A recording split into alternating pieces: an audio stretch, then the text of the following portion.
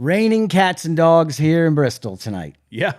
We just did, for everybody who's watching, by the way, because we got people over on Rumble, we just did 12 minutes before we realized we weren't even live on Facebook and Rumble. Yeah. For some reason, Facebook and Rumble aren't playing nice. So we had to decide tonight, choose you this day who you'll serve. And guess what, Rumbleites? We're broadcasting on Rumble and not on Facebook because we just don't quite fit the Facebook mold, I think. Yeah. I think we're a little better suited for Rumble.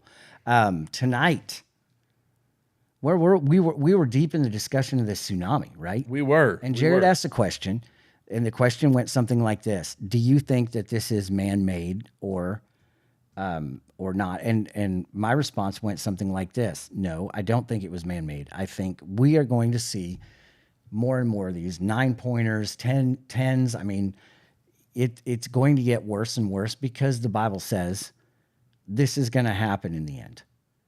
And we know that the Bible actually has never been wrong. Isn't that fascinating? Mm-hmm. Actually, if there's anybody listening on Rumble and you've got the Bible was wrong when it said, let us know, because it hasn't. And so it says that this is going to happen, and guess what? It's happening. Yeah. So an 8.8 earthquake this morning in Russia, causing ceiling tiles the size of small VWs to fall from a ceiling. First of all, these are big ceiling tiles. Oh, yeah. Now, since we're back on again, I'm going to go ahead and play the video for everybody. Yes. Obviously, the people watching now are the ones that haven't seen it. We can let the Facebook folks catch up. Oh, yeah, we were already at the end of the video. Let's start at the beginning. Overnight, a massive earthquake off the coast of Russia, triggering tsunami warnings across the Pacific Rim. People running for cover as ceiling panels fall at a Russian airport. Video circulating online showing floodwaters rushing in, buildings underwater, cars carried by the current. The quake damaging this kindergarten, its facade collapsing on itself. It's almost impossible to describe just how large an earthquake of this magnitude is. It's one of the largest earthquakes to occur in recorded history.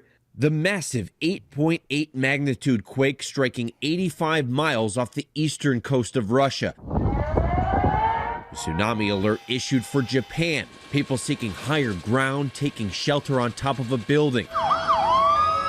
Across Hawaii, California, and Alaska, officials issuing tsunami warnings. Sirens sounding off on the island of Oahu, locals rushing to evacuate, filling the streets of Honolulu as officials urge those near the coast to get out. 3 hours it took me to go 12 miles to get home. Long lines of cars in Paia, Maui, people heeding that advice. Where's Paia? Oh my Lord. Some hotels telling guests to head to higher floors as they brace for waves of up to 10 feet. I love the Don't window be AC looking at units. waves. Get yourself as high as you possibly can. I'll tell you the story here in a minute. And in the midst of those tsunami warnings, we know a number of planes that were flying to Hawaii were actually told to turn around over the Pacific and head back to the continental United States. A lot of other flights were delayed. And while we know a number of these tsunami warnings have been downgraded, the potential danger was so widespread that many communities are now waiting for the sun to rise so they can begin assessing the damage. So, they were talking about down in Waikiki and, on the island of Oahu. And the first time I ever had a tsunami dealt with a tsunami warning, I was stationed in Hawaii. I was doing something called TLA. It was temporary lodging. Okay. And I was staying in a hotel room until I found a place to rent. This alarm starts going off. I go out of my room. This is a condo, by the way. So it wasn't an actual hotel room. It was a condo by some sweet little old lady who lived on the other side of the island. I didn't grab my key. I opened the door to go out and ask somebody what was going on, and I got locked out of my room with my car keys and everything inside. So here it is, tsunami warnings going off, and I'm locked out of my room in Oahu. And you're the one that's like, I can't. Well, and nobody in the building kept a copy of the key. The sweet little lady on the other side of the island had to come bring me a key so I could get during a tsunami. During a tsunami. You're that guy. I was that guy. Yeah. And you don't dare call a locksmith because they're busy. Sorry, tsunami and all. She was like 5 minutes away from me, so I went on the other side of the island. I exaggerated. So the question was, this thing hits in the morning, and then by like noon, they're downgrading the tsunami warnings. So what I found fascinating was how fast the waves travel like fast as a jet. Yeah, I mean, 500 miles and can travel 500 miles an hour. that's then, unbelievable. And then slow down as they reach more shallow water.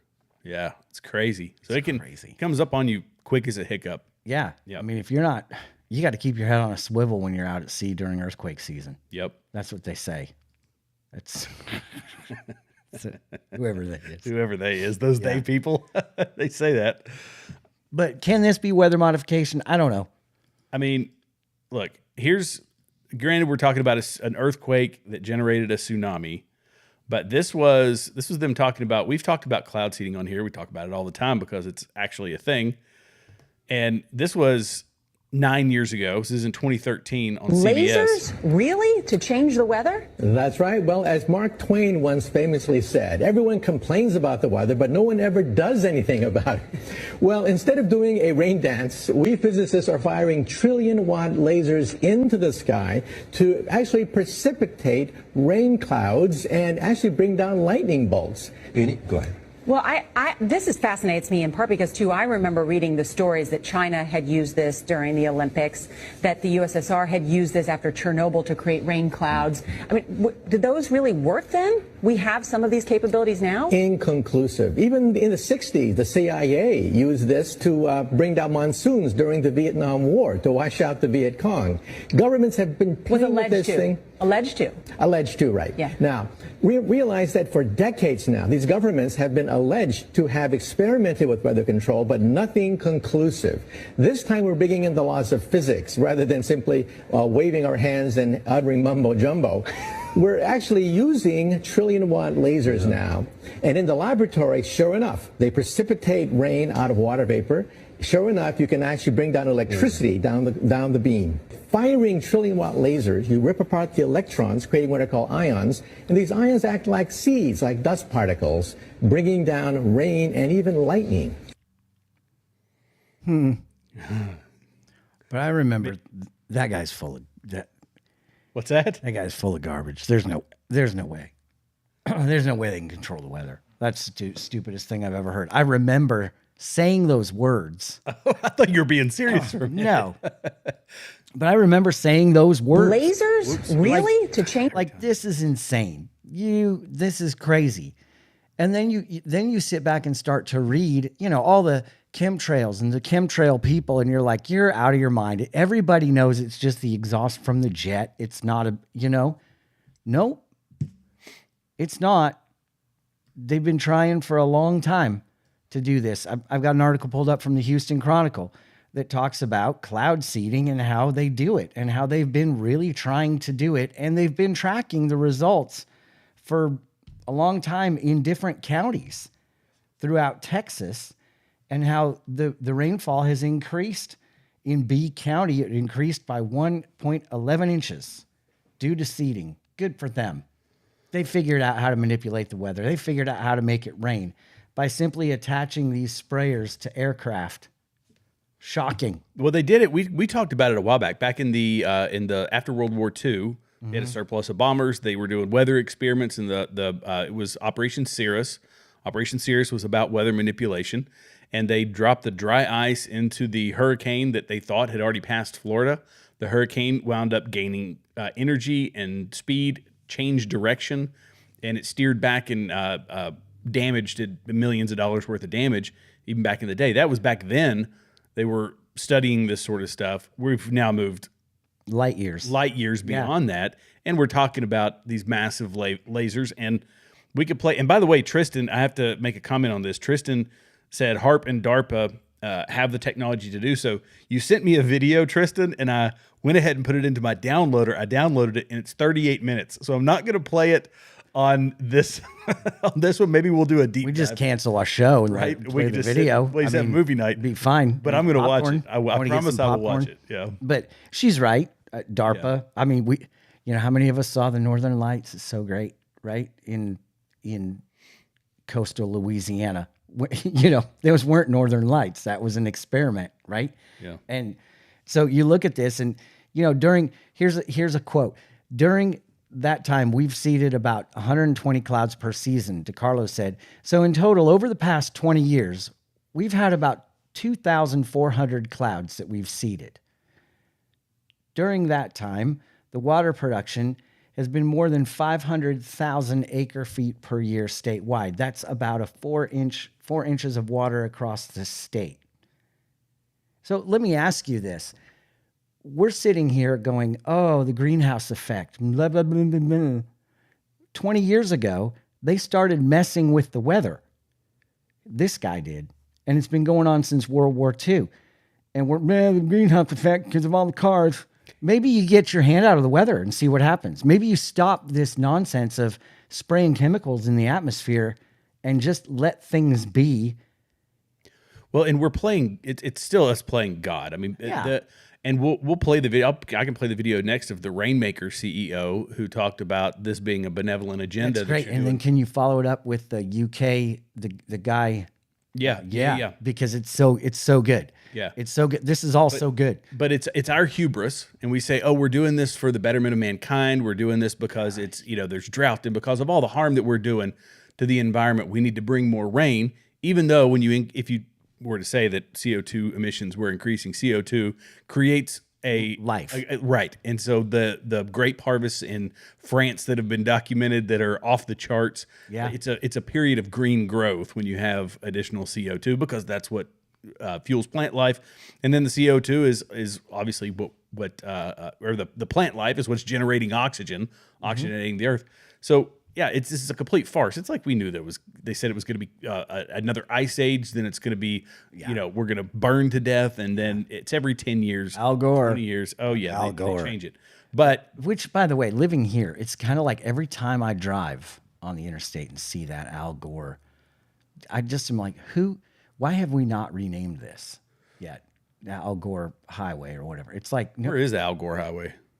Goes right by Pinnacle, like that. Oh, is that interstate? Yeah, it's Al Gore Highway or whatever. Gosh. It's like, come on, I don't rename that nonsense. Yeah, rename it. I mean, you've got much better, more upstanding individuals like Marjorie Taylor Greene.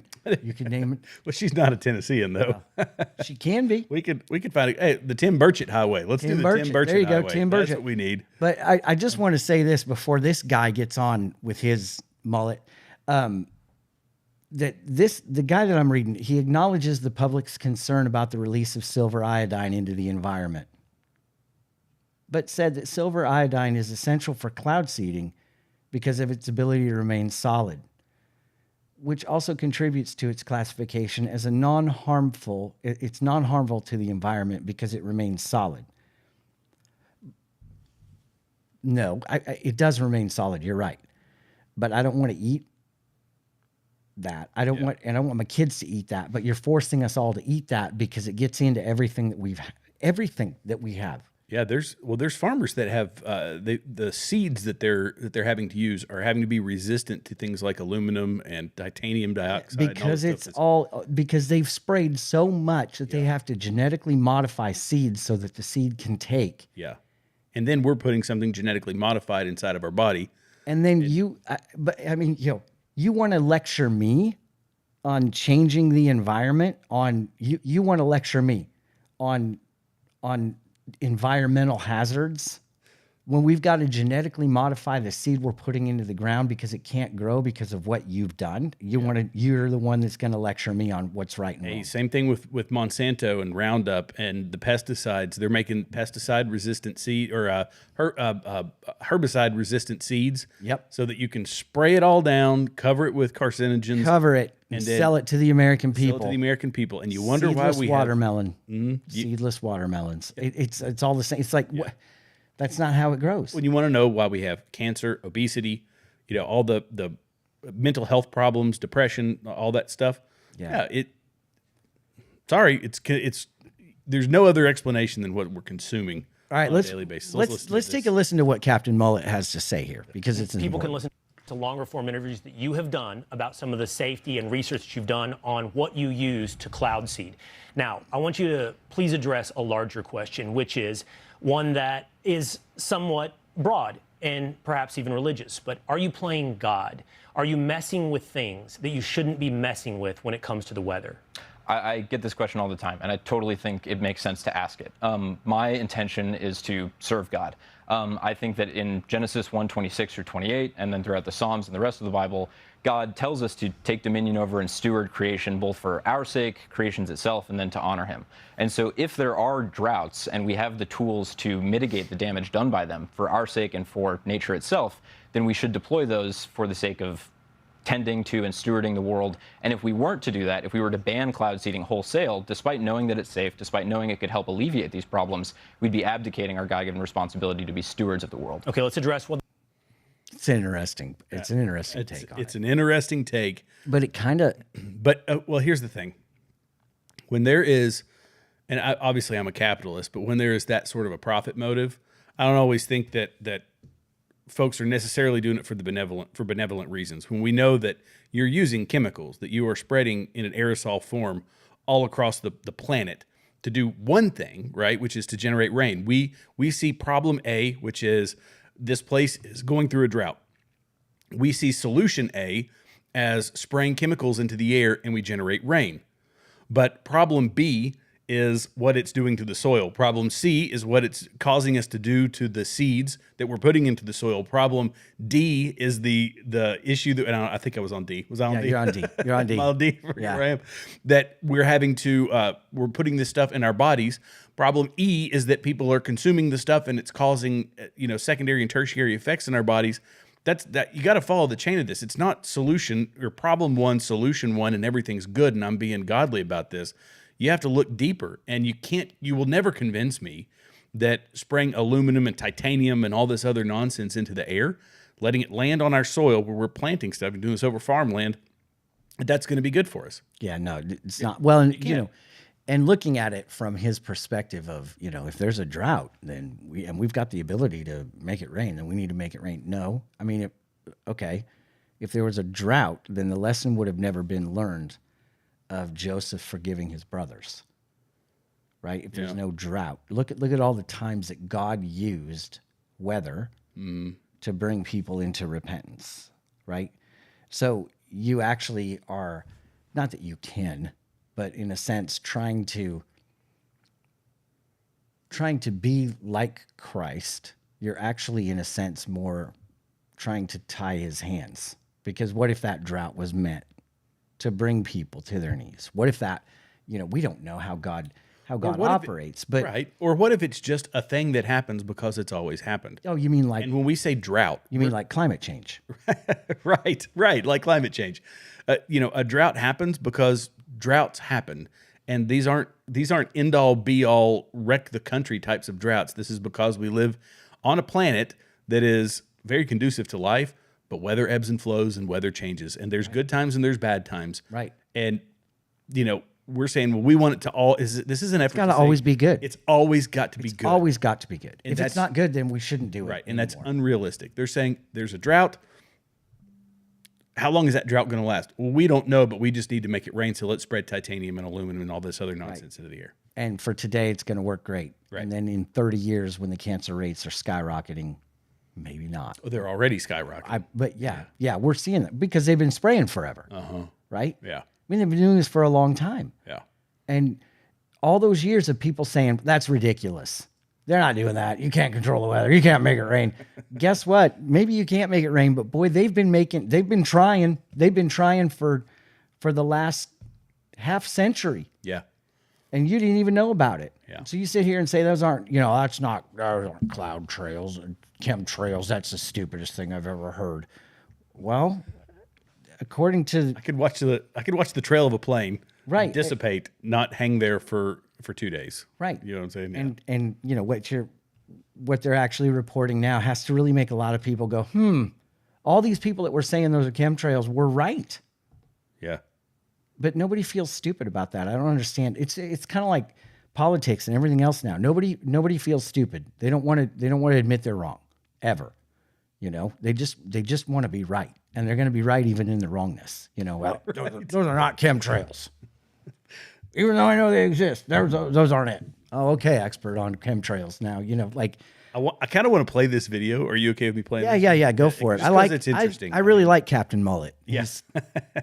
That's what my wife calls this house because we've got a lot of work to do in the back of the house. The mullet. She calls it the mullet. She says it's Party in the front. Yeah, she says it's neat in the front and it's redneck in the back. Yeah, That's what it is. The drones that we've built are the only ones in NATO that are under 55 pounds that can survive in severe icing conditions. This is really cold water, right? So we have these resistors inlaid onto the vehicle that melt the ice off as it accretes onto the drone. So you find the water with the radar, you fly your drone up into these conditions, hope that it survives. You disperse the material. So we have this aerosol dispersion system that basically just emits individual particles that the water freezes onto. And then with the same radar you found the water with, you can now see it freezing, growing into bigger snowflakes, and then eventually bigger drops, and measure how much precipitates downwind. So you're essentially introducing some type of an agent that has weight to it, and that's pulling the water down. You're introducing an agent that the water freezes onto, and then it's just the weight of the water that pulls it down. So for every pound of this that you put up, you get in excess of 40 million pounds down on the ground. 40 million pounds of water. 40 million. Wow. Yeah. How many drones does it take to do this? Like 3. That's it? So what we do is we juggle them. So one drone will go up. Once that reaches altitude, the next drone will go up. The first drone, after dispersing its full payload, will come down. And you'll just cycle that as long as the conditions persist. So sometimes that means, you're out there for 2 hours.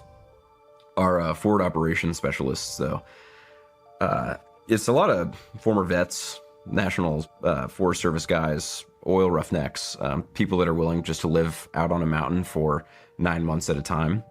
Speaking of which, apply to rainmaker.com/careers to become a forward operations specialist, because we need like 50 dudes in the next 3 months. I'm looking for work. I mean, I bet the pay's good. I bet the pay's drones great. that we've Be built. living on the side of a mountain for 9 months. Yeah, I'll bet the pay's great. I mean, you're poisoning people. It just seems like hubris to me. Like just the Oh, it's disgusting to me. And they're doing it in the name of climate garbage, right? But even that is just, it's just disgusting. It's like, okay, enough is enough. I mean, when you look at it and go, who's messed the climate up more, in your opinion? In your opinion on Rumble, who's messed the climate up more? The people that are trying to fix it, or the ones that have just been like, leave it alone? I'm going to pick up my trash. I mean, yeah, you got the guy that's out there burning oil. You've got those tire burners, especially down here, right? Throw a tire on there. But kick the tires and light the fires. That's the saying, But your normal everyday guy that's like, I'm going to put this plastic cup in the trash or the recycle. It doesn't matter because they both go to the same place. But you're gonna pick up after yourself, clean up, try not to dump gasoline in water, in a river. Like you're gonna try to do the right thing. Who's doing more damage? Yeah, I think it's I think that there's probably a lot of people who are irresponsible with it because we take our trash collection and all that stuff for granted. But by and large, people aren't just driving down the street. There's plenty of them that do. They throw their bag, they throw their trash, they throw whatever out. We live here. You see it here. Oh yeah, you see it all over the place. So there's plenty of people that are irresponsible with it. But by and large, the other people do what they're going to do. Once that trash is out of our life, this is what we don't see, is how are they managing it in the landfills? We had the landfill here in our small town, which was an utter disaster. Yeah. An absolute disaster. So it was horribly managed, over budget, all that bad stuff. I'm sure that it was leaking. They had to replace liners and all this stuff. So what that does to the groundwater, Lord only knows. But it's when it gets to those levels, to the higher levels, we're saying, the recycling, you got to recycle. What do we find out? That our recycling is going to China, and China's dumping it in the ocean. Right. It isn't recycle. Right. Yeah, it's not being recycled. It's one of the biggest scams huge out scam. there. So yeah, and then they say, well, let's go with the clean thing. Let's do electric cars and windmills because we're such polluters and we're doing so much. But then they don't take into account what it takes to build a windmill, put up a windmill, maintain a windmill, how much oil it takes. You're right. And then once it's done, it's lived its life. Where do you do with them? Because you can't bury them. You have to, it's the same thing with batteries, heavy metals, and things that will be 2,500 years before they ever go anywhere. If it's insane. It's lunacy, really, is what it is. All in the name, like what you're doing the reverse of what you want to do. Right. Like you can sit there and claim all that you want, how you're trying to take care of the earth. And this guy might really believe he's trying to do that. However, it's the opposite. I mean, it's just the polar opposite. Taking care of the earth is not spraying aluminum and silver oxide all over creation like it's something that doesn't matter. It matters. Mm-hmm. And so, stop it. Just stop it. And I wonder where we would be if they didn't try to manipulate everything, if they didn't try to save the greenhouse gases or whatever. I mean, the bottom line is we need carbon dioxide to survive. Mm-hmm. The higher the carbon dioxide, the better the oxygen output, the better the plant life, the better the everything. And so when your carbon footprint's too big, well, tell that to my oak tree. Or listen to the guy, the former head of Greenpeace, who talks about it. He's like, no, we've got a surplus of carbon dioxide is not a bad thing. And he left it because the climate loonies got a little too out there. Loonies is right. Yeah. Did I send you the video of the UK? Yes. Okay, let me find that one. About your daily carbon dioxide allowance. Your CO2 allotment. Yeah, and this is the good old World Economic Forum. These guys are all part of this. It's a great plan. I love listening to this and knowing that this is what they expect and want from us. The UK has just concluded a trial of a personal carbon dioxide allowance, which, as the name implies, calculates how much carbon dioxide is produced annually in the UK and then divides that per person per day, then works out by how much that figure needs to fall in order to meet net zero goals. We have the white paper in my office that informed the trial. The whole concept of a daily carbon dioxide allowance is now out there for all to see. Conspiracy theory no more. I bloody told you so. To anyone who is advised by data and empirical evidence, not mass formation psychosis, carbon dioxide is the gas of life, necessary for all life on Earth. It's plant food. The more CO2 produced, the more food, plants and trees the Earth is blessed with. The climate change scam is not founded on science, it's founded on feelings. It has become a religion for those who consider themselves above religion. Quick maths means your daily food allowance of 2,600 grams of carbon dioxide will be enough to buy 26 grams of red meat, one mouthful, and then eat nothing else that day. I raised this years ago in this chamber when the World Economic Forum first called for a limit on red meat of 30 grams a day. Another conspiracy theory that's come true. A cooked breakfast will have to be half the size to squeeze into your daily allowance, again with nothing left over for food for the rest of the day. Your daily allowance will cover 2 plant-based meals a day because predatory billionaires like BlackRock and Bill Gates are buying up farmland to grow the cereals and soy needed for plant-based meals. So not surprisingly, the whole thing is rigged towards the products they can exploit for their own financial gain, including plant-based fake meat, which contains 20 chemical ingredients. Most are shared with pet food. The World Economic Forum at Davos has hosted speakers calling for this system to include carbon dioxide credit trading, so rich people can live their lives exactly as they do right now, and poor people can skimp on food, clothing, travel, electricity and entertainment, and sell their excess credits to rich people. The rules never apply to the people that make them. The war on livestock is a war on good nutrition based on a lie, which is designed to enrich billionaires. Oh, well. So I guess, I could take one bite of meat and call it a day. That doesn't work. That doesn't work. I still think it's a scheme to make people weak and sick. Oh, absolutely, yes. That's whether it's how much food you can consume, whether you can be armed or not, which we deal with here in the U.S. People constantly trying to take weapons away. Whether you're dealing with cancer, make medical care insanely expensive, make you very sick, so that you are struggling to pay for the medical treatment, make you weak by not letting you eat red meat, put you in a completely defenseless situation, and have a bunch of weird guys with mullets controlling the weather. And other things, right? Right. Take your bugs. I still believe the pod people thing is going to be It's around the corner. That's what they're going to be pushing. You know, I always talk about, for those of you that are new on here, we've got quite a few folks on Rumble, is that we're going to be pod people. You're going to get your bug stuff that your, bug slime that they're going to inject right into your arm. And you will have some way of, they will want you to be hooked up to get your endorphins, to get your, your whatever satisfaction, and just keep you fed, keep you dumb, because you will be part of the useless class of people that they're going to sedate. Well, and we look at it and go, well, thank God we have Trump in office, right? Thank God we're not gonna succumb to that. But yet we've got now a Secretary of Health and Human Services who we love. Make America healthy again. I don't know if I sent this to you, but yes. This whole new Make America Biotech again, where they want, this is insanity to me. Yeah. Yeah. And this wasn't, I didn't think we'd play this tonight, but it's so like right on track with where we're at. So yeah, listen, this is insane. Good old RFK pushing MABA. He starts off by applauding Operation Warp Speed and then goes on to say that Make America Healthy Again now includes MABA. Make America Biotech Accelerate. So the mission to Make America Healthy Again, MAHA, includes MABA, M-A-B-A, Make America Biotech Accelerate. President Trump showed in his first term what happens when you unlock American science. Breakthroughs happen fast. Now we're going, this is for the folks who can't read if you're on your cell phone. Now we're going to do it again. We know the power of U.S. biotech. It's time to let it flourish, not tie up the red tape, misalignment, and process that gives the edge to foreign interests and large incumbents. Part of this sounds good.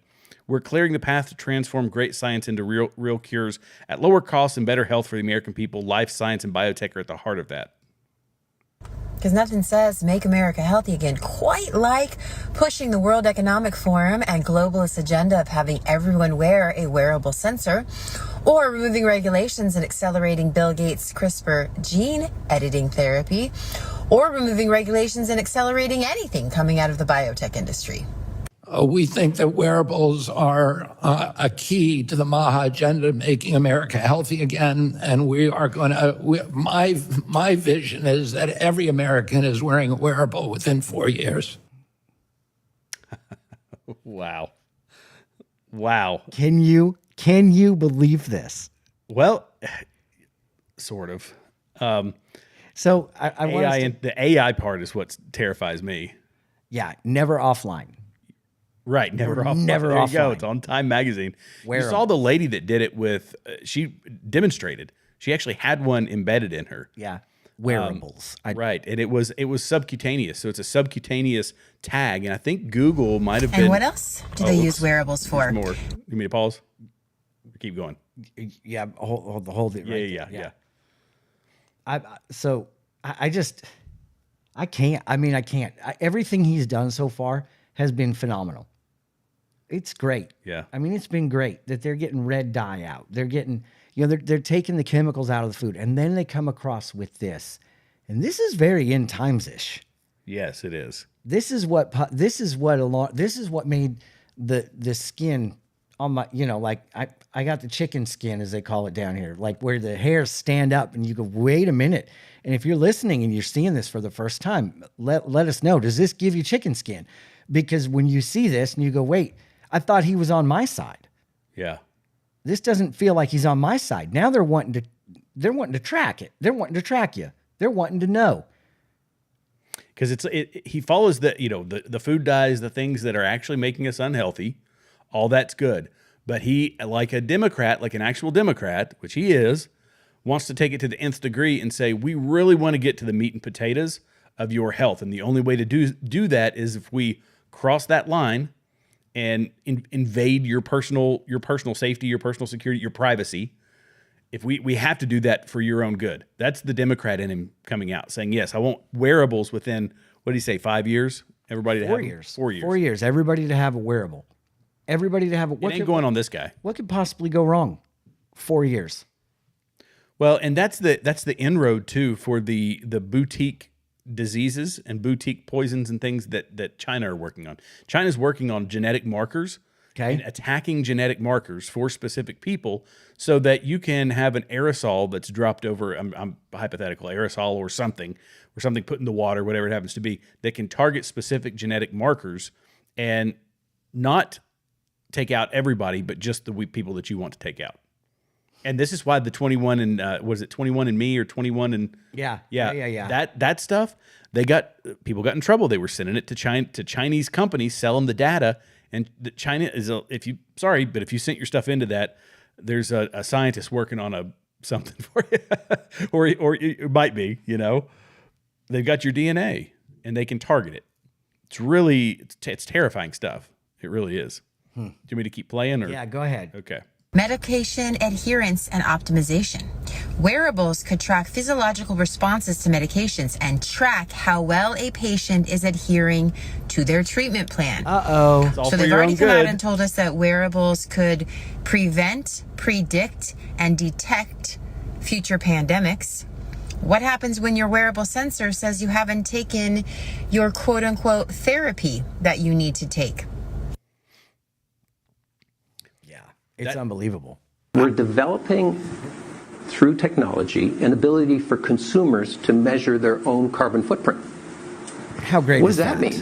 That's what I worry about every day when I get up in the morning. How are they traveling? What are they eating?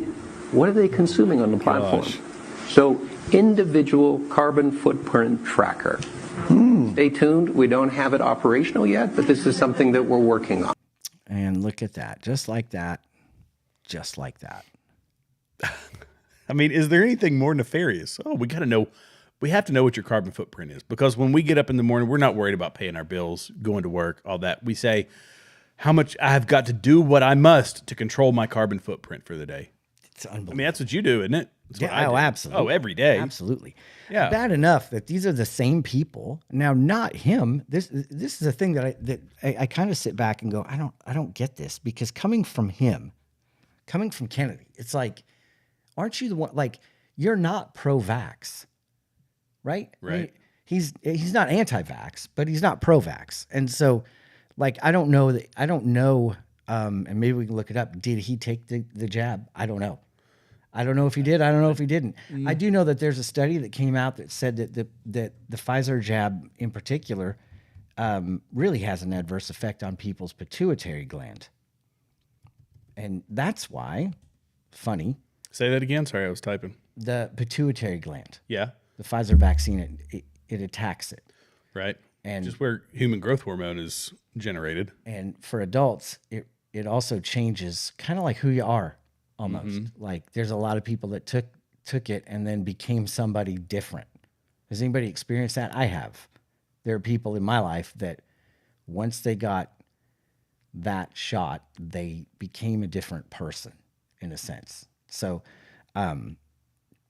anyway, now he's saying we're going to be able to track all of that stuff. We want to track it. We want to know. Everybody needs to have a wearable. It's for your own good. It's for your own benefit. It's for your own. Come on. Well, and that's what we were talking about during the vid, when all that was going around. This is right around the corner, because that was the next logical step after you have passports and, the vaccine passports and all those things. The next logical step would be a wearable where you have no option. Right. And, we'll know. You don't have to tell us, because we'll know.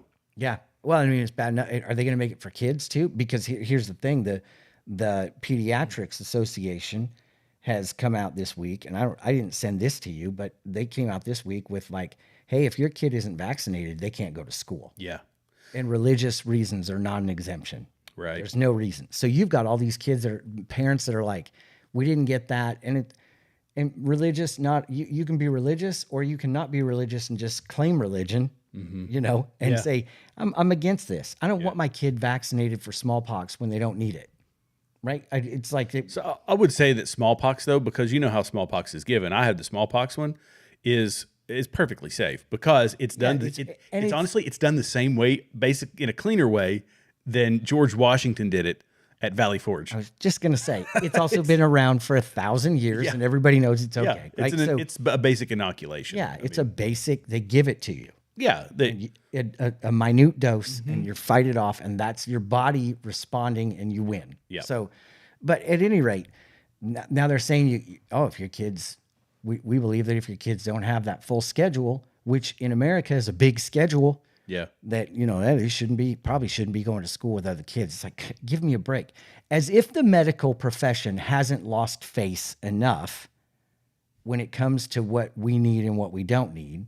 Now they pull this rabbit out of the hat and you're like, no, there are so many people out there who are suffering in pain. The shot has killed more people than World War II. Come on.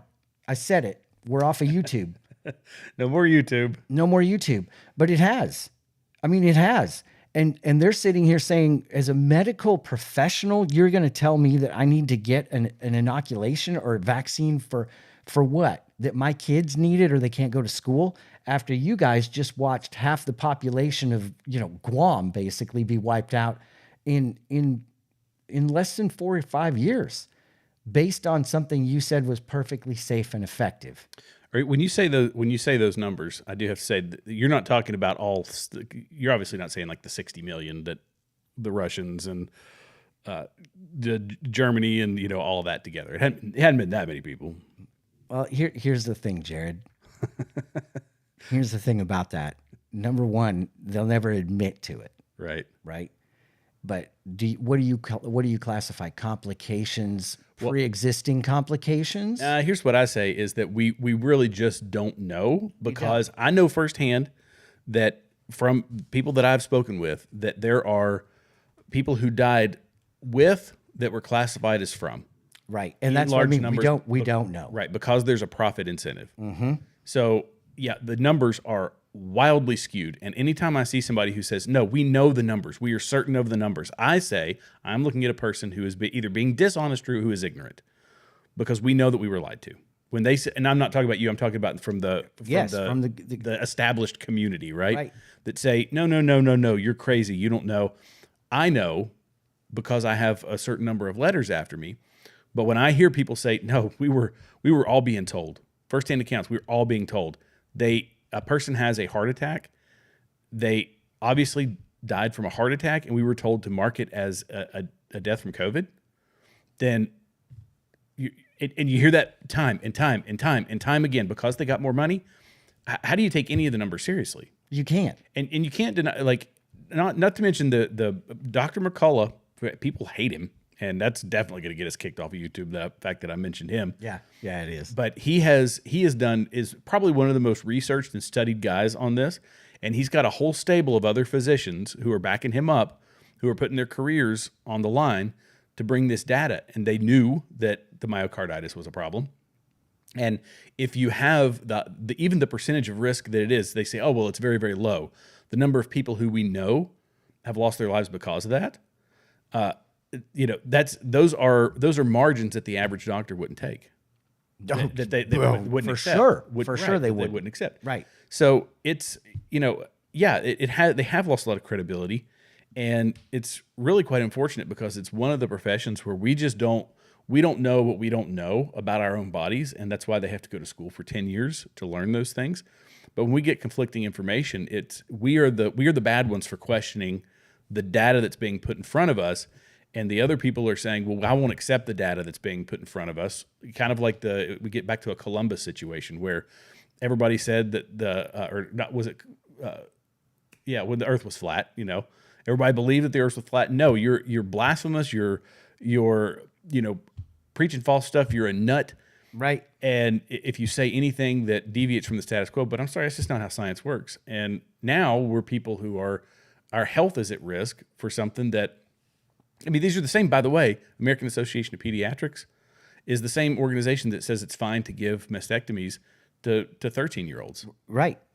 It's like, don't you have an oath? The Hippocratic Oath. But that can be really, it's to protect and it's to, okay, but you view it different than I do, obviously. I mean, here's a great example. And you cannot if you go online and look this up to try to find it, right?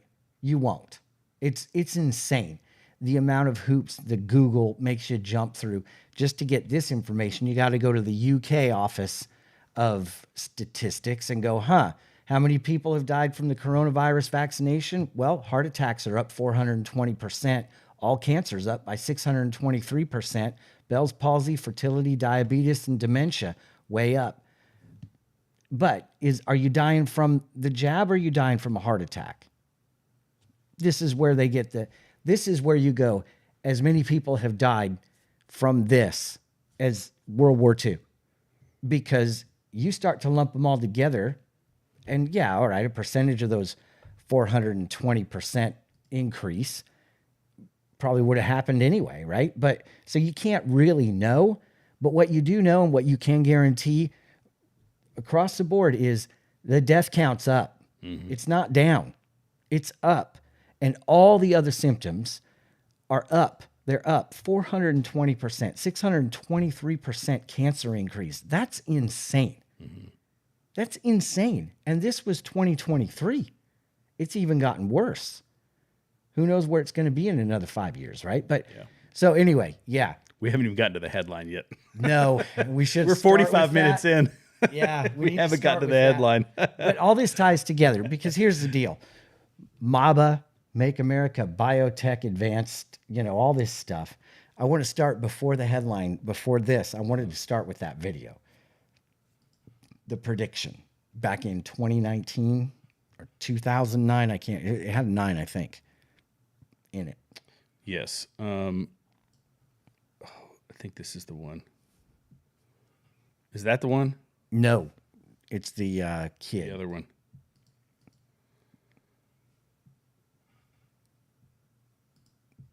The Face of Mullet 2.0. Yeah, here we go. Told us this would happen. Oop. All indications, like all of them, is that lie is going to be that there is a craft slowly making its way to us here on Earth. And that is the lie they're going to want you to believe. This was 6 months ago. And now what is all over all the headlines? There is a giant craft making its way to Earth. This isn't disclosure. This is the setup. If Corbell was right, we are watching the playbook unfold in real time. The question really is, if the craft is the lie, then what is already here or happening? Jeremy Corbell. Huh. Do we have the theme music from X-Files that we could play? I could probably find it, but no, I don't have it. I don't have it queued up. Don't have that queued up? No. So we've got something big happening interstellarly. It's fascinating to me because we're told biblically there will be signs in the heavens, right? As well as earthquakes.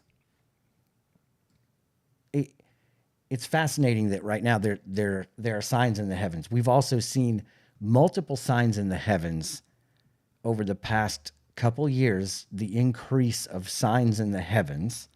And you got to remember, we sit back in our, leather chairs with our laptops and everything else and go, oh, that's kind of cool. But 2,000 years ago, when we had no laptops and leather chair, we're sitting around a campfire or whatever, and you can see the stars and you know every star's name because all you do is look at the stars at night. It's how we navigate it. It's how everything. What happens in the heavens really matters. And you would have noticed, we all would have noticed what was happening in the heavens a month ago, a year ago, 2 years ago, the last blood moon, all the different things. And as a Jew, you would have noticed the alignment of the blood moon and the feasts, right? You would have noticed all this stuff. Now comes this. A Manhattan-sized object spotted. Yeah, it's crazy. That is hurtling towards us. Yep. It's called 3I Atlas. It's an interstellar object. It's one of the largest ever seen. I think it's actually, this one will be the largest. So it's the third confirmed interstellar object after Oumuamua in 2017 and Borisov in 2019, discovered it just on July 1st of this year in Chile. And it was identified due to its hyperbolic trajectory indicating an origin from outside our solar system. And this is it's gonna come very close to us, or very close to the sun. It's approaching from behind the sun is the direction that it's coming towards us, which this is what's led people like Avi. I've got his paper here, or part of his paper here. Well, I'll find that in just a minute. To say that it's as a hypothetical exercise, he said, this is what we think would happen if it were to be an alien spacecraft of some sort. And the perihelion of this is going to be, which is where it's closest to the sun, is on October 29th, and it's going to be 1.36 astronomical units from the sun, which 1 astronomical unit is the average distance of the Earth to the sun. So that's how close, which is 92 million miles, very close as far as the solar system is concerned.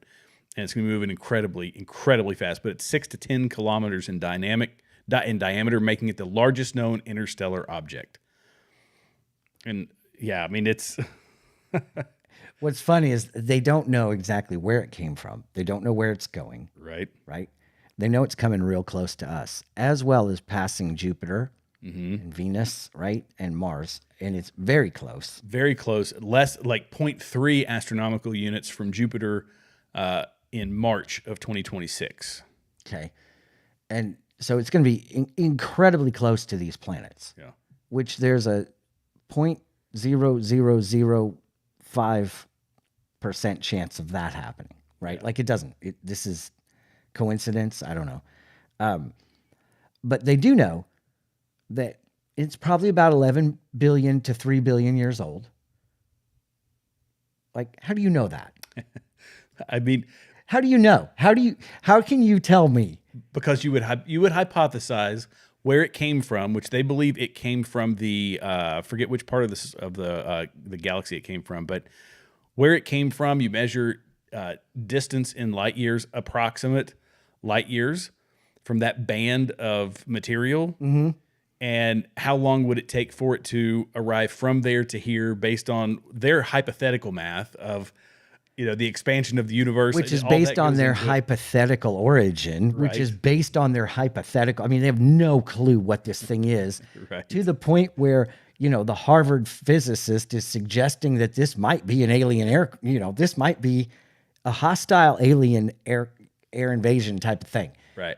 Be ready. Well, and think about it too.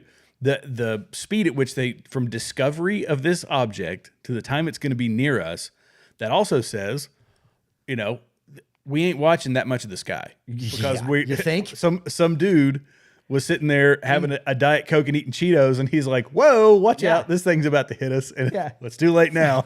Here it is. It's here. I mean, you look at now. We're going to know more in August, because the University of California, Los Angeles is going to hope to get it sized with the Hubble in August. Okay. But the initial estimates are that it's, 12 miles across. That's a big comet. It's a big mamma jamma. Yeah. And the fact that it's on a trajectory the way that it is kind of like, that's odd. Kind of like the last one that came through here. What was it?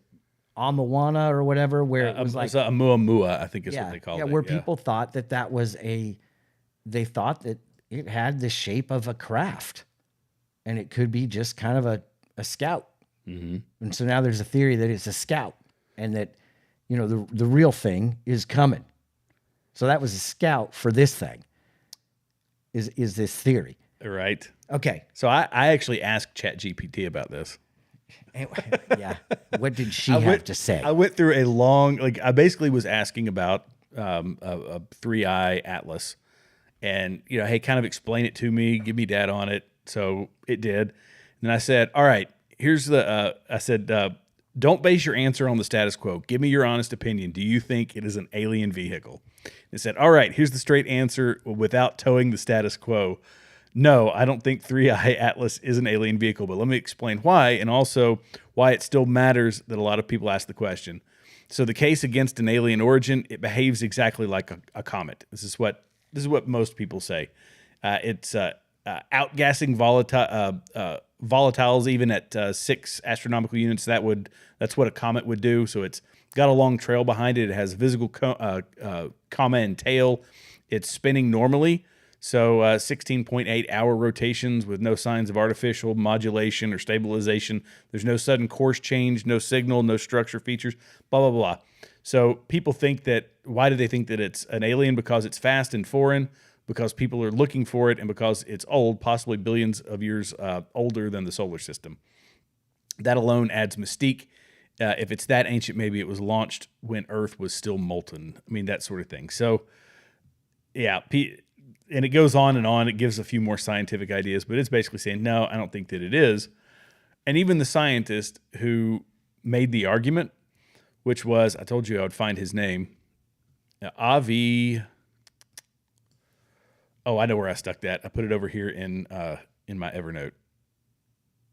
I've got too many windows open, Jeremy. It's okay. Avi Loeb's. So Avi Loeb says that in the theoretical exercise, it's traveling extremely fast with a very high eccentricity, which is well beyond what's seen in typical solar system comets. It could imply it was ejected intentionally from another star system or propelled by some unknown mechanism. He also says brightness and activity far from the sun. Atlas began showing a coma while still beyond Jupiter's orbit, where it's too cold for typical water ice sublimation. That raised questions about what kind of volatiles are driving the activity, or whether there's non-natural heating, such as an internal energy source or engineered material. Yep, I know exactly what's happening. You know what I'm saying? Yeah, it's chemtrails. That's what it is. What it's doing. It's spraying Jupiter right now for rain. Somebody's up there flying it with a mullet, listening to Sweet Home Alabama. You know it's true. Oh, it's got to be true. But it appears much larger than previous interstellar visitors, and yet complete. Let's see, flight curves been changed ways. Yeah, okay. So I mean, okay. So this thing is coming. Yeah. And some kid discovers it completely by accident. I was showing the wrong headline there. That was showing the cloak one. Completely by accident, and here it is. I mean, this is all. You know what this reminds me of? This reminds me of the movie with Ben Affleck. Oh, Armageddon Day? Yes. That's my father up there. That's what it reminds me. It was a great movie. Every time it's on, I can't not watch it. It's a great movie. Don't you hate those movies where it's like, all right, well, I'll watch this. Yeah. It's on. Yeah. I mean, that one, like White House Down, those movies. Yeah, there's several of You're them. like, oh, this is on. I've seen this 45 times. Yeah. And I'm just going to sit here and take it because it's... For me, any Jason Statham movie. Like, I'm going to watch it. Sure. Those are great. Even though he's kind of one-dimensional, I think. He is, but... He's got that the same voice. Like, it's the same... He's the same character. Yeah. From Transporter to, you pick it. He's, Home Front. He's the same guy. I would love to see him in, like, a Driving Miss Daisy. Right? Yeah. Because he'd be the same. He has one. Well, you saw who's doing the next Naked Gun movie, right? No. The guy from Taken. Yeah. Liam Neeson? Liam Neeson is doing the next Naked Gun movie. I'm not even kidding, dude. That's going to be awesome. It's going to be unbelievable. It's going to be awesome. By the way, those movies, if you haven't seen The Naked Gun, oh yeah, 2.5 or Leslie Nielsen. I was about to say Leslie Nielsen before. Those are classics. Those are so good. They're so mindless, so funny. By the way, same initials, Liam Neeson and Leslie Nielsen. I realized that. Do you think it's conspiracy? Some kind of thing? Like maybe that's it. Maybe. Yeah. I don't know. But okay, so this thing, 31 Atlas coming at you. Now, wouldn't it just be like them to spin this as something's going to happen? Be prepared. Is this not a perfect opportunity for everybody to have all the aliens, just all this stuff that we've heard about, Skinwalker Ranch, all this crazy stuff to just culminate with this possible November. It's early November. It's supposed to hit us. Well, not hit us because that just come, get relatively just close. Come really close, right? And maybe hover and stop over the city of Boston. We don't know. But we do know it's 300 billion years old, but we don't know where it's going. And we don't know what it is. Anyway, wouldn't it be something if the great deception happened in our lifetime. And this was part of it.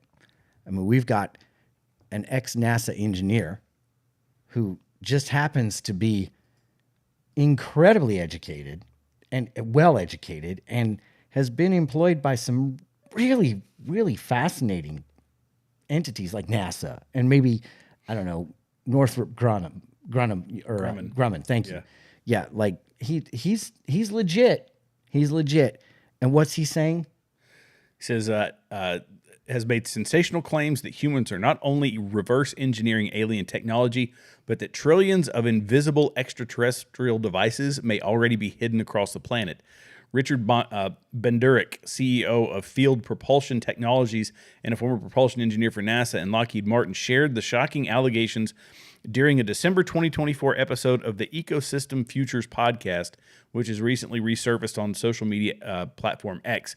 In the interview, he described a covert effort by the U.S. government and private research groups to study advanced materials allegedly recovered from unidentified flying objects. He claimed that many of these mysterious objects were not simple crash debris, but parts of what he suspects is a vast, invisible sensor network scattered around the world.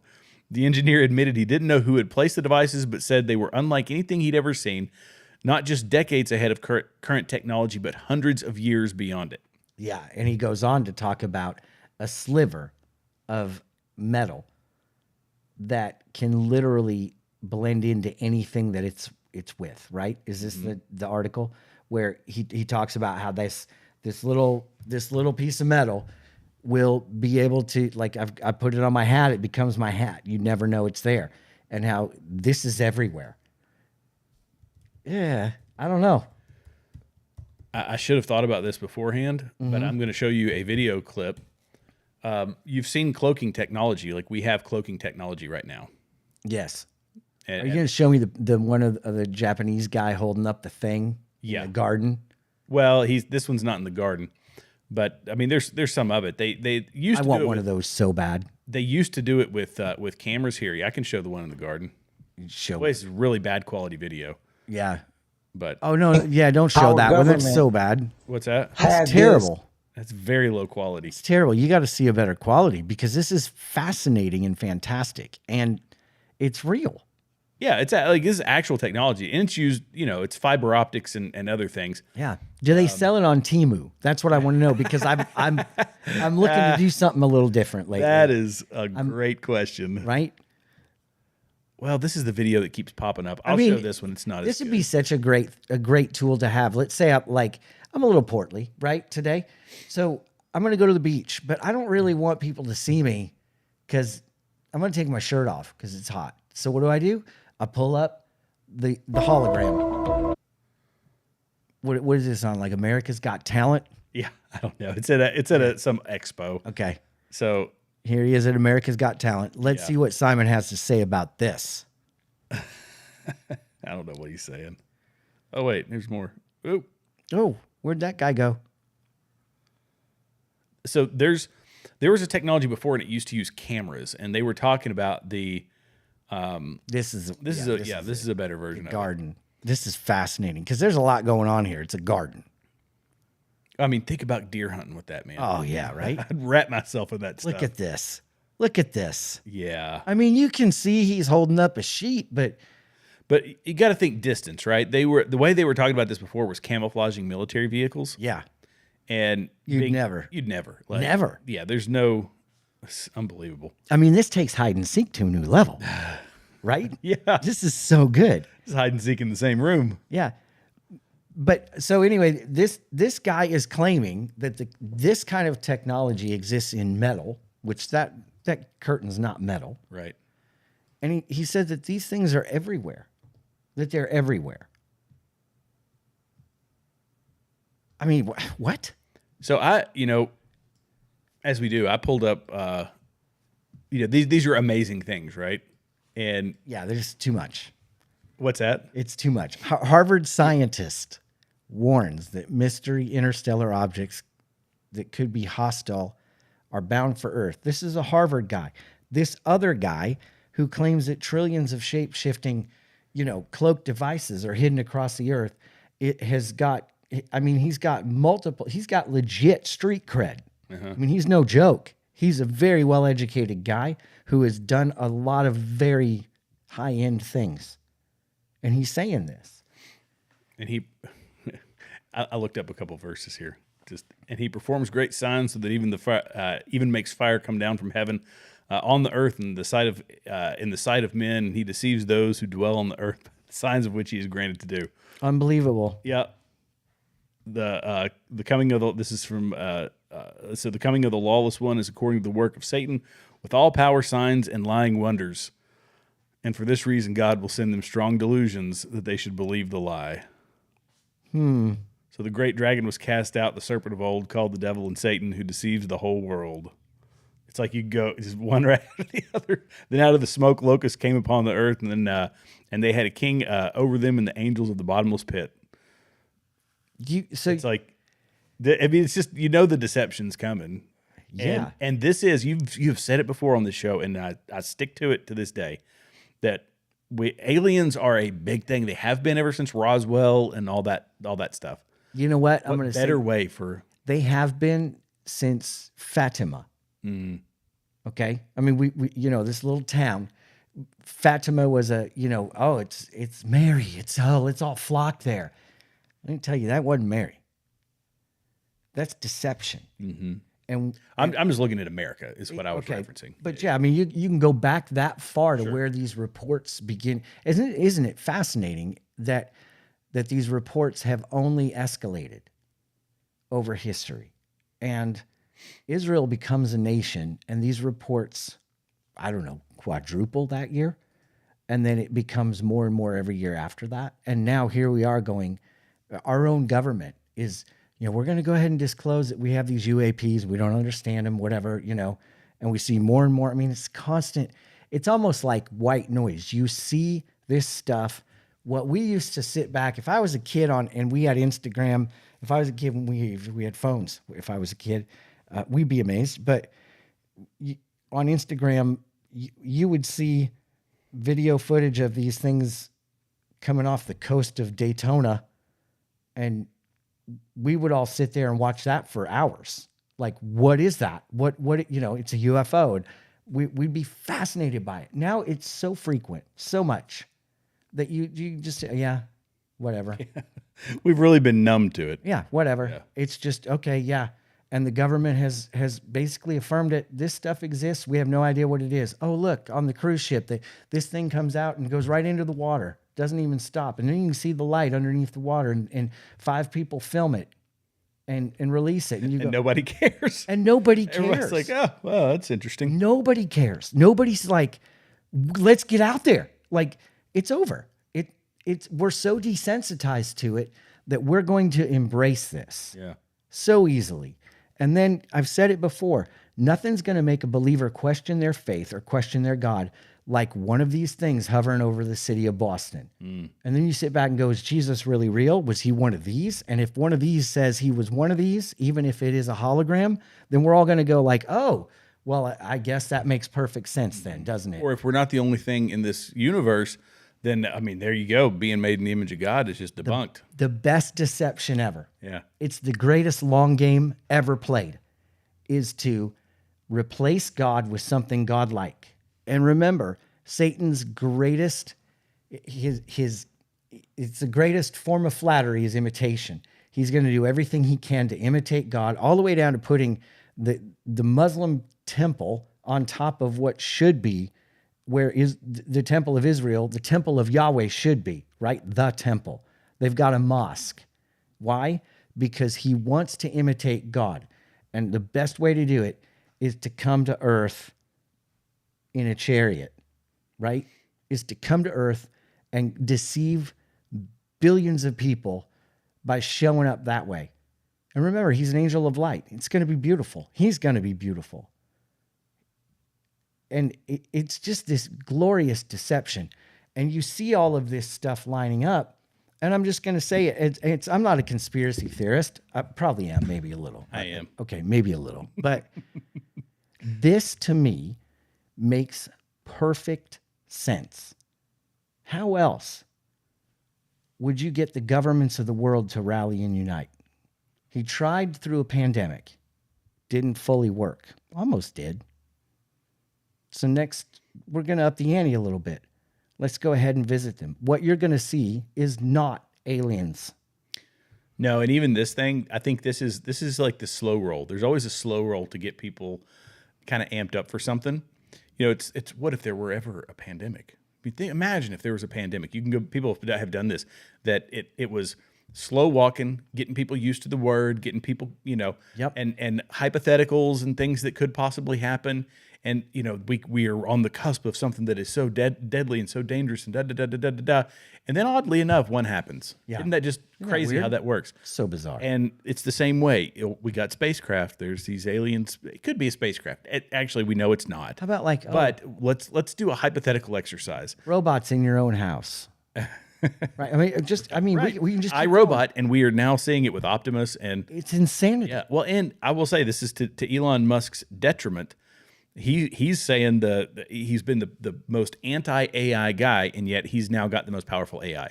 Yeah. He's talked about robotics and robots, and he's got the most streamlined and fast-moving robot technology at the moment. Boston Dynamics is doing amazing stuff, but Isn't Elon it Musk fascinating the two-faced. It's like it's very two-faced. I don't do as I don't do as I say, you know, or don't believe what I say. I don't even know. Well, I think he does think that if he doesn't improve it first, then nobody else can. I think that's just kind of it's an ego thing, probably, and it's hubris. But I don't think I personally don't think he's ill-intentioned, but he's also a hyper-focused, you know, autistic, you know, guy who's not really, you know. He's tunnel vision, right? He's oblivious. He's oblivious to it. Yeah. But everybody else who listens to him has said, "Well, you told us that AI is like one of the greatest risks to humanity. Now you've got just released Grok 4. Right. You say, you know, robots are going to be replacing workers. We have to preserve workers. Think about it. And yet he's got people. He said it's going to be the most profitable side of his company. It just drives me nuts. Think about it. We are not half the man we used to be as a species. Literally. I mean, we're using half our brain thanks to Grok, right? We did that last week. We talked about the gray matter of your brain. It's killing creativity. It's killing creativity. We talk about our health. Yeah, we're going to live longer. We're going to live longer, much less full lives. The alpha male is gone in this next generation. Everybody's a beta because they're trying to kill testosterone off, right? They're trying to kill everything that makes a man a man.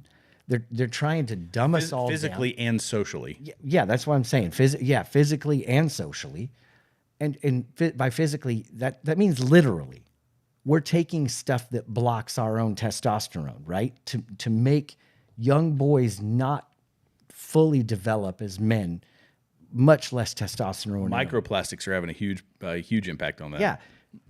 I mean, this is just like, hello, let's wake up. And now AI, like all these different things, and we're not fine. We're not fine. So enter our savior. You know, enter this ship coming across the galaxy, or whatever it is that's coming next. But it's coming. I believe it's coming. And you know what? We'll probably at that point be so desensitized to it that we're going to accept it and embrace it. My kids watched a cartoon this morning, my wife said. She came in there watching a cartoon, and there were robots in the cartoon in the house with the people. And my wife just explained to my boys, like, see, this is all part of this is what we call programming, where you are thinking when you start to see this is normal. This is normal. This isn't a big deal to have a robot in your house. And my son said, yeah. He said, but Mom, at the beginning of the episode, the robots were hugging people, and when they'd hug them, they'd just crush them and kill them, you know? And it's like, grief. Well, maybe we don't start the morning with that when we watch TV, right? Like we find something else, but it's like, yeah, and that's... Or maybe that's just, son, that's teaching you a lesson. You don't want robots in your house. Right. Teaching you a lesson to not trust it, right? Who knows? But at any rate, this stuff cracks me up. A new interstellar big mystery hurling towards Earth, and there's scientists that are saying this could be a craft. And then you've got another guy over here saying it could be a craft, but this stuff's already all over the Earth. Did he say trillions of them? That's what he said. Well, I mean, my question to him would be like, how do you know if you can't ever see them? Right? He's just saying that because of the technology, this sort of stuff, it would stand to reason, I think, that would be all over the... It's insanity. But don't fall for the deception. Over and over and over, Jesus says, do not be deceived. Do not be deceived. This stuff is out there. It's coming. They've got all kinds of things that they can throw at us to keep us off the point of Christ. And you got to keep your eyes on the prize. You got to keep your eyes on the skies because our King is returning, right? That's how we close every show. And speaking of which, it's about that time. We got any comments to go over tonight? So we've got some from Tristan. Okay. Let's see. A 21-year-old inventor who came up with a way to turn plastic into gasoline went missing this week. Yes, I saw that. He claimed to be under attack. Oh, that's crazy. I didn't hear about that one. I feel like you shared a video with me, or I don't know where it came from. Yeah, that might have been me. Tristan also said, the firmament, that's a rabbit hole. I don't know anything I've heard that term before. I don't know much about it. Yeah, that's a good one. That's Yeah. a good one for another night. You know what else we didn't talk about tonight? She also said, by the way, we're all guinea pigs. Yes. That's 100% true. Yeah, that's a good one. That's Here's what we didn't talk about tonight, which we needed to, was that this crazy shooting in Manhattan, right, where this guy goes up and apparently accidentally got on the wrong elevator and ends up on the wrong floor and shoots 4 people, right? The guy that was going after the NFL because he's got a head injury. Who never played in the NFL. Never played in the NFL. And so we've been fed this narrative. He accidentally shot the CEO of Blackstone, and nobody's talking about this. And they won't release the other two names. The one of Blackstone? Mm-hmm. Oh, I didn't see that. Yeah. Nobody did. Nobody did. Way to close the show out. Oh, wow. Okay. Nobody saw this. So this one says, just says an executive. It doesn't say, it said the Blackstone executive among those killed in NYC shooting. Wesley LaPartner, a 43-year-old Blackstone Group executive who led the firm's real estate investment trust business. Mm-hmm. Huh. Okay. And two other names that didn't drop yet. Wonder who they are. LaPartner was an 11-year veteran that at the asset management company where she served as the global head of Core Plus real estate team and the CEO of Blackstone Real Estate Income Trust. There you go. A $53 billion vehicle that's marketed to individual investors. Cool. Was that an accidental shooting then? Well, dude, I don't know. That so sorry to drop that on you right and now, that was but from Politico, by the way. So that's obviously that's But Blackstone is one I've not BlackRock. It's different from BlackRock. It's Blackstone. But Blackstone is still a wildly influential, very large company. Very large. Okay, I have to look at this because this is my usual Google trap. Who are the largest shareholders in? Because that's a small amount. 53 billion is very small in Blackstone. And if it says that, you can usually follow the rabbit trail, but come on, internet's moving slow. We might have to save that one for another day. Google doesn't want me to know the answer to that because it literally has been moving quick all night. Now it's just sitting here spinning. Vanguard. Oh, Blackstone Inc.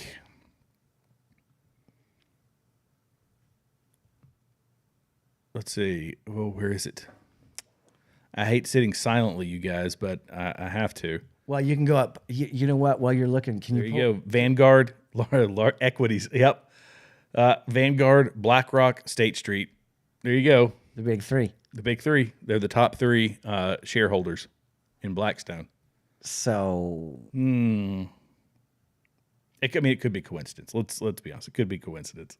They're on so many. I did that with the and for those of you that weren't here, I did that for a guy that I knew Mm-hmm. worked for a real estate company.